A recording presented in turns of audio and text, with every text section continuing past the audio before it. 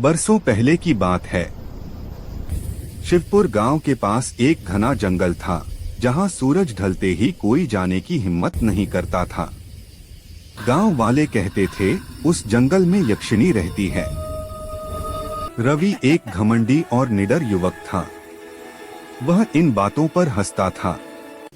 एक रात उसने साबित करने की ठानी कि ये सब झूठ है। पूर्णिमा की रात थी। चांद की रोशनी जंगल को चांदी सा चमका रही थी। रवि अकेला जंगल में दाखिल हुआ। कुछ दूर जाने पर उसे घुंघरुओं की आवाज सुनाई दी। छन छन छन। सामने एक सुंदर स्त्री खड़ी थी। लंबे बाल, लाल साड़ी, आंखों में अजीब चमक। उसने मीठी आवाज में कहा, रास्ता भटक गए हो? रवि मंत्रमुग्ध हो गया। उसने सिर हिलाया। वो स्त्री मुस्कुराई और बोली, मेरे पीछे आओ, मैं रास्ता दिखा दूंगी। रवि चल पड़ा। लेकिन कुछ देर बाद उसने जमीन देखी। उस स्त्री के पांव उल्टे थे।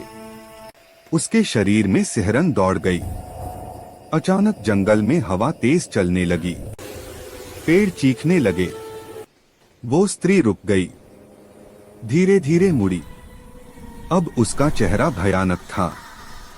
लाल आंखें, नुकीले दांत और हंसी जो दिल चीर दे। मैं यक्षिणी हूँ। जो मेरी सुंदरता के पीछे आए, वो कभी लौटकर नहीं गया। रवि भागने लगा, लेकिन पैर जैसे जमीन में धंस गए हों।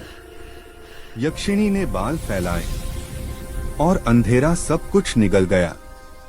अगली सुबह जंगल के किनारे रवि की लालटेन मिली।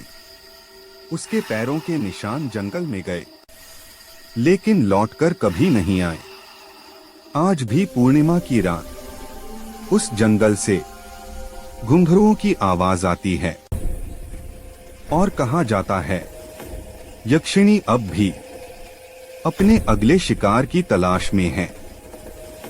चेतावनी, अगर कभी जंगल में कोई सुंदर स्त्री रात को रास्ता दिखाने को कहे, तो उसके पांव जरूर देखना।